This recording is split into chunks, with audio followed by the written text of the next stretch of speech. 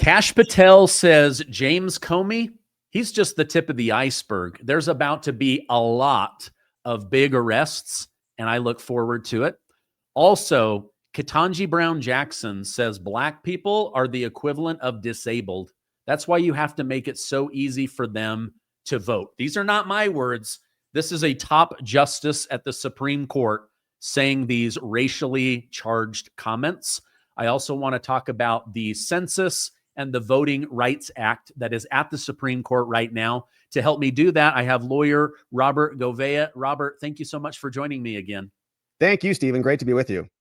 So just some background. Robert is a lawyer in the Phoenix area. He is a YouTuber like me. His legal mind on his show, Watching the Watchers, he breaks down what's happening with Tyler Robinson, what's happening with Letitia James, what's happening with James Comey. So he is a great resource, and I'll put a link to his show down below. Robert, help me and my audience understand, what is the Voting Rights Act, and why does President Trump and conservatives, why did they take that all the way to the Supreme Court? Yeah, thank you, Stephen. This is a major issue, and the Supreme Court is battling through it right now. So this case has been around for quite some time, and we just had oral arguments this week after a bunch of litigation from various states all crashing in. Everybody has a say in this, and the reason why is because the stakes are so high. We saw some analysis and some reports that depending on how the Supreme Court comes down on this Voting Rights Act, the Democrats might lose up to 19 seats in Congress, because what this act did, it was passed back in 1965.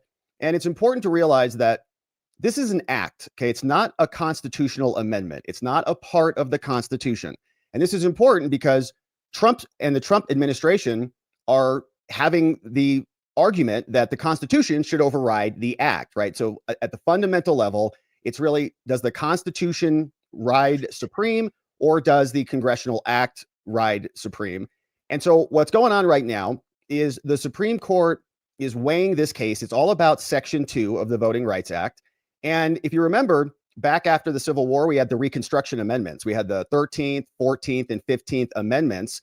And the 14th Amendment, which is a part of the Constitution, guarantees everybody equal protection under the law. And the 15th Amendment talks about discrimination. And the whole point of it was to fix the problems after a tremendous civil war that was brutal. But what has happened then in 1965, we had this deployment of the Voting Rights Act. And in Section 2, it says that you really can't have discriminatory voting. And this was a response to a lot of the literacy tests and the poll tests that were out before that time. So they were trying to do away with those things that disproportionately impacted certain groups of people, in this case, Black people back in the 1960s and 70s. So this Voting Rights Act thing did some good stuff, right? They came back, they got rid of the poll tests, they got rid of literacy tests and some of these things. But now it has been kind of extended, as everything has, and been perverted. And so now the idea is that the Voting Rights Act is being utilized by certain plaintiffs to draw congressional districts to favor certain racial groups. Okay, again, in this case, it's Black people in Louisiana. And the idea is that it's not, remedying discrimination of past poll taxes or literacy tests.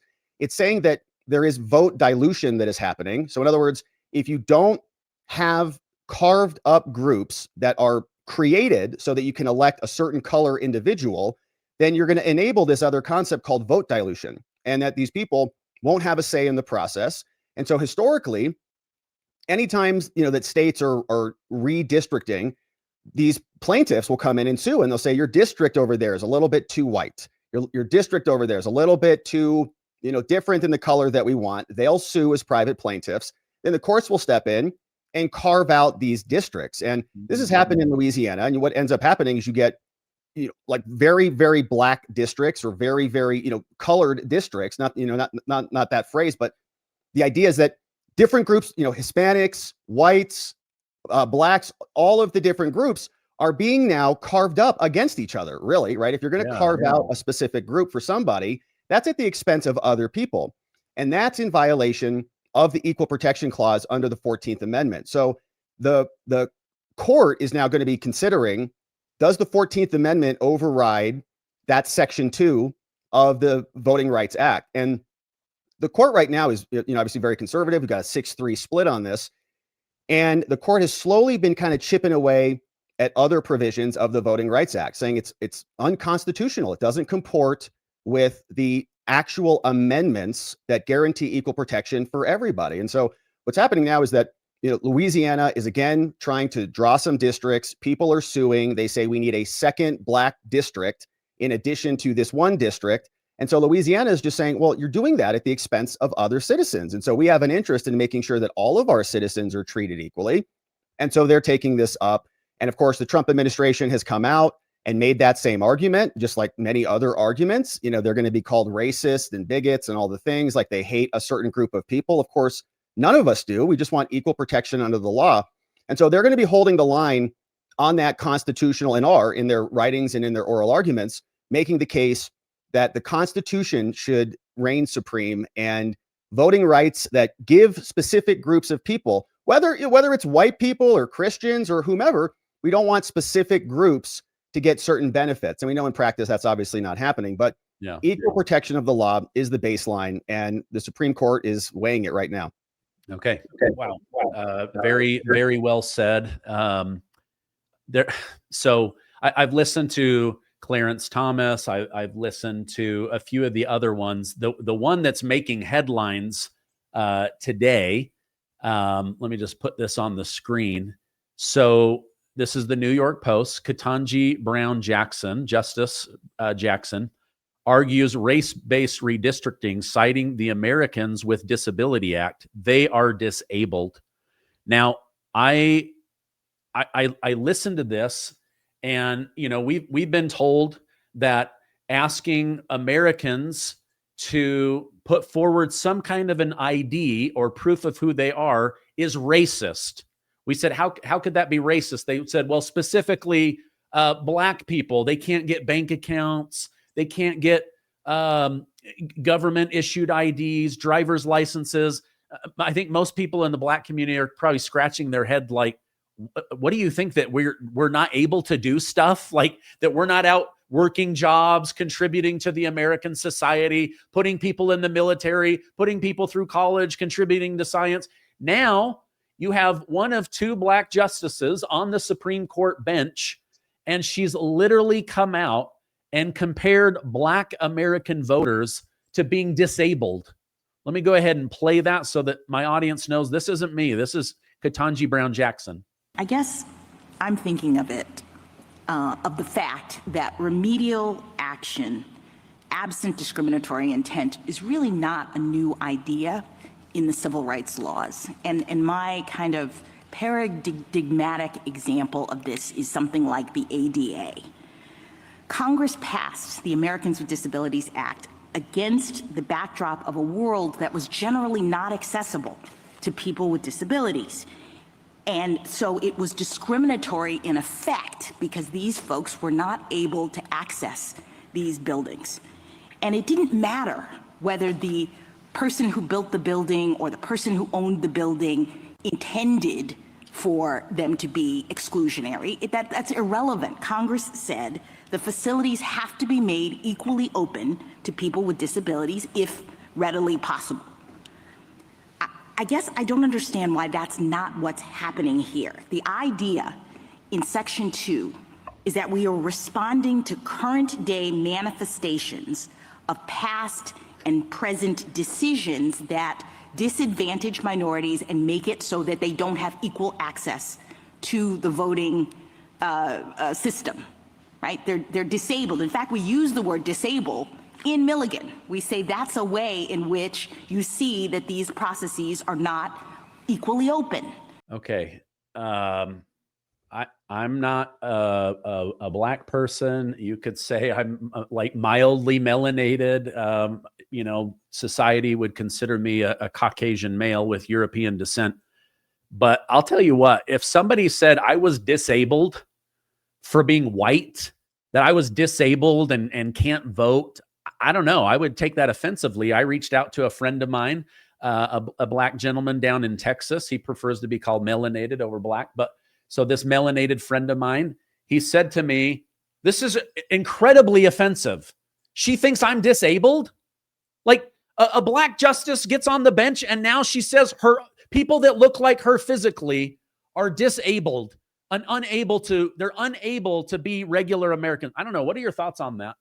Yeah, I think it's racist. And I think, Ketanji has a difficult time with labels. She couldn't define what a woman was. And now she's having, I think, a difficult time with disabilities, or, how that can relate to being involved in the political process. But ultimately, I think it shows just how kind of desperate they are and how scrambly they are and nervous this left wing of the court has become, because now they're reaching over into the ADA, into the American with Disabilities Act. And we were making the same comments on our stream. We were saying, what do they need ramps? Do black people need ramps to get into the building, or do they need, hand rails or something like that? It makes no sense at all. What she was trying to do is to salvage this Section 2. They know that if this goes away and they can't carve out special districts for certain groups of people of a certain color or persuasion, then they're going to lose a lot. And so she's just scrambling, looking around for other areas of the law.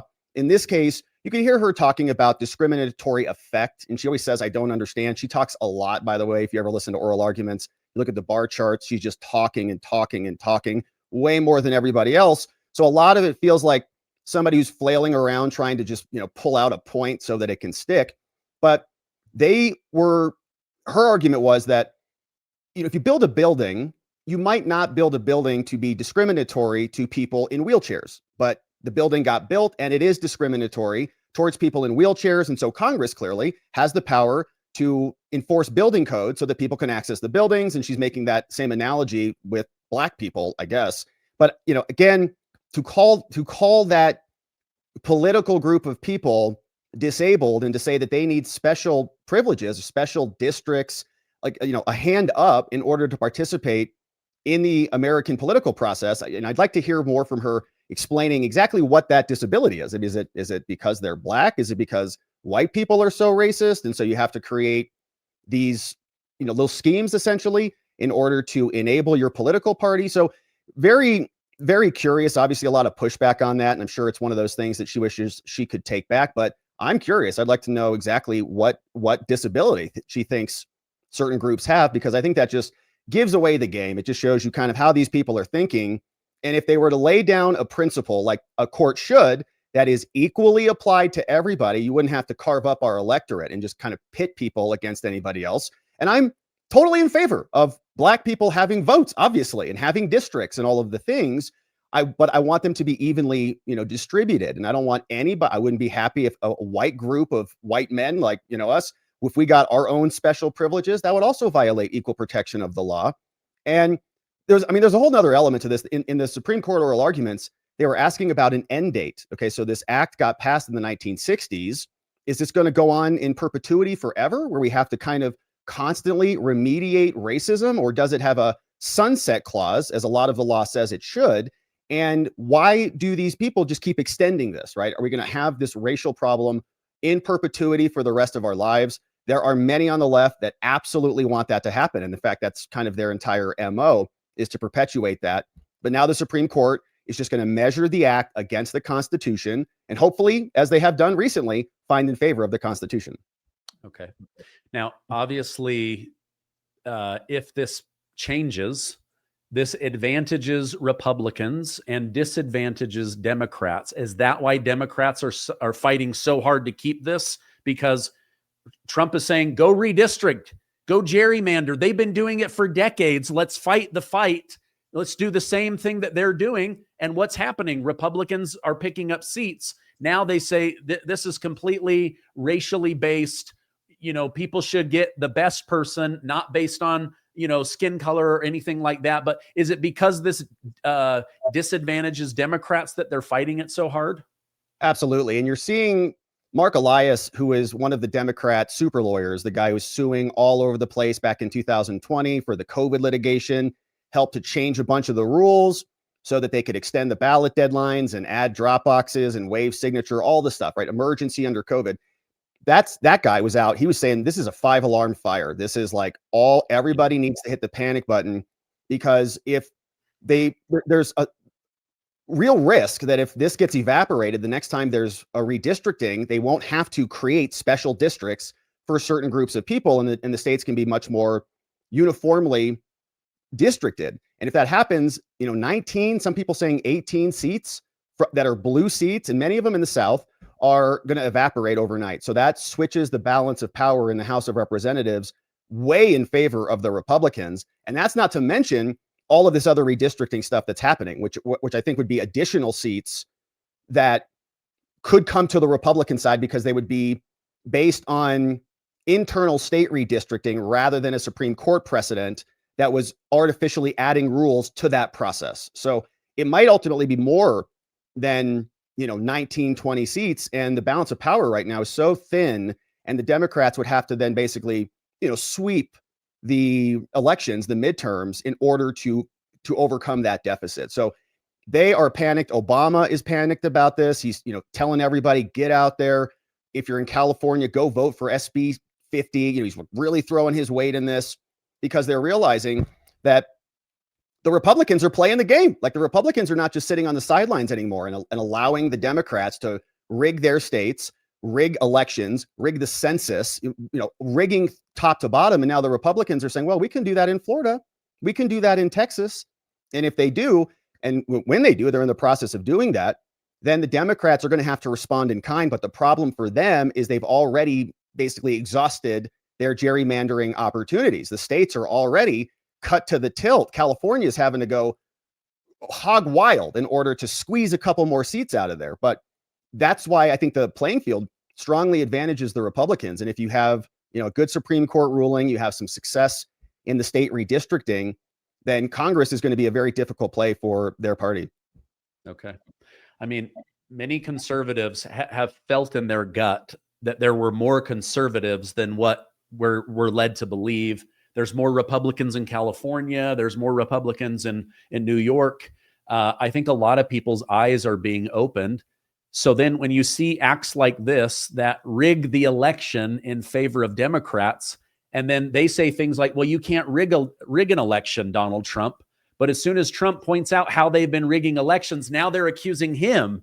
He's trying to rig the election. So they're literally trying to brainwash their people that this is election rigging instead of equal protection under the law. Speaking of that, what do you know about President Trump wants to do a new middle of the decade census? They've dug in. They've realized, wait a minute, Democrats rigged the census in order to get more seats. I mean, just anytime you dig in, it's the Democrats rigging. So what do you know about this census situation? Yeah, another scandal. And like everything in 2020, it was rigged. So, of course, President Trump was the president in 2020. And there's a bunch of data collection that happens that year. So throughout 2020, Trump and his administration, they're performing the census. Well, Biden, as we know, stole the election. He gets installed.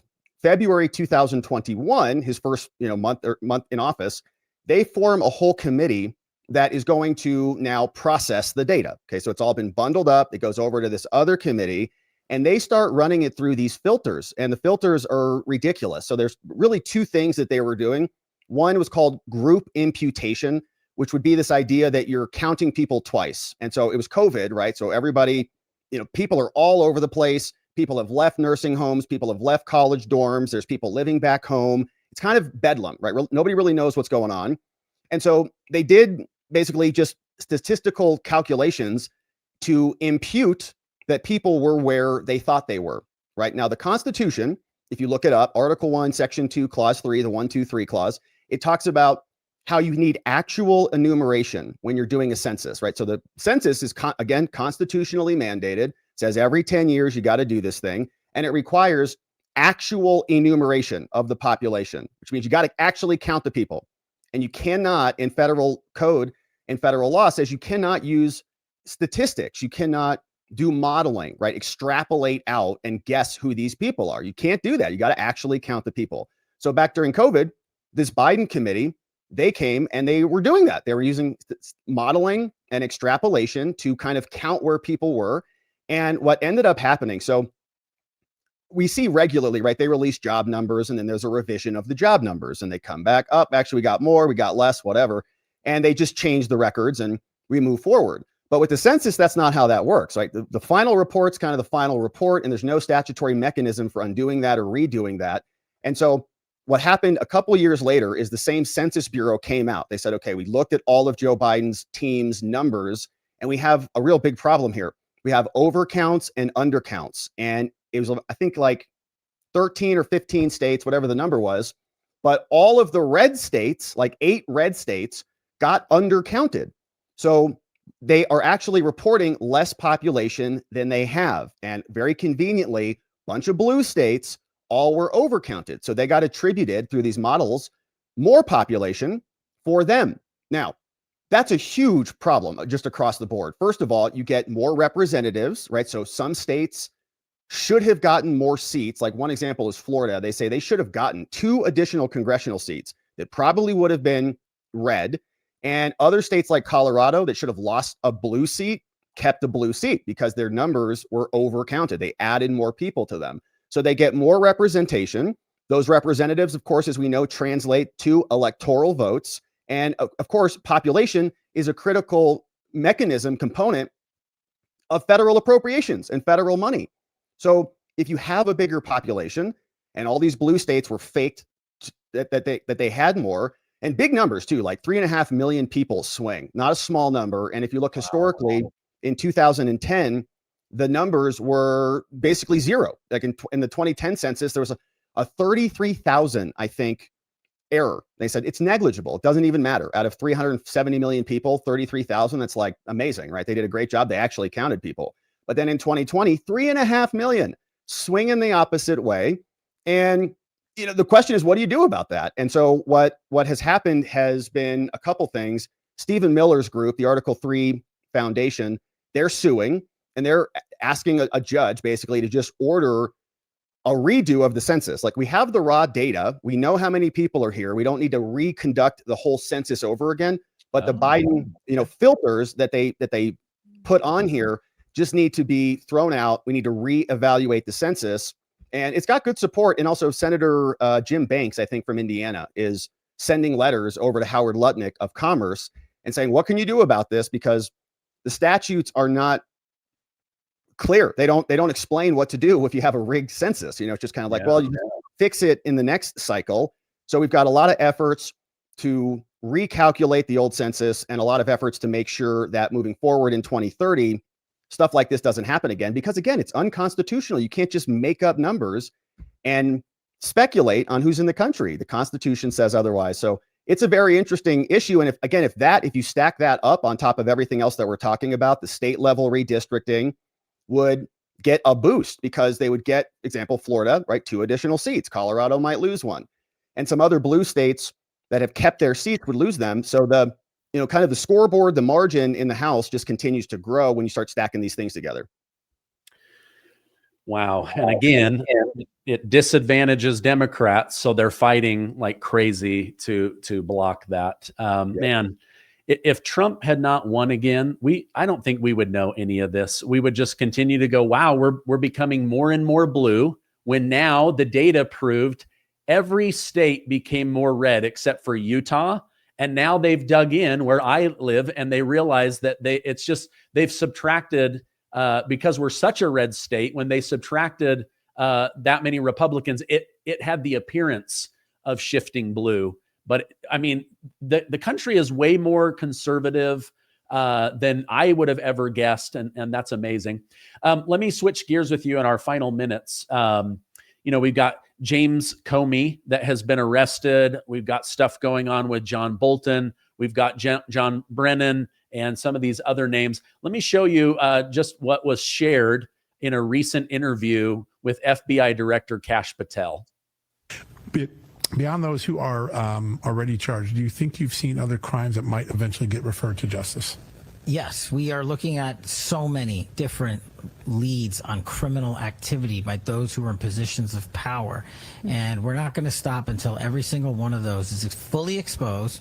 The documents are provided either to Congress or the courts of law and make every referral we can to the Department of Justice.